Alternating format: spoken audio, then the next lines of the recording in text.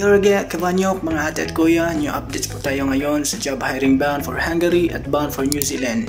Kaya panoorin nyo ang buong video mga ate at kuya para malaman nyo kung ano yung mga qualifications. And of course, open for walk-in pa rin yung agency namin, si Peridot International Resources. At sa mga nasa malayong lugar mga ate at kuya, nasa comment section ko ilagay yung email address bound for Hungary at ang email address bound for New Zealand. Kaya send nyo lang po yung CV nyo, updated CV at saka passport mga ate at kuya. Huwag kayong papagal-bagal mga ate at kuya, apply na kayo dahil basta Pinoy, nagkakaiba.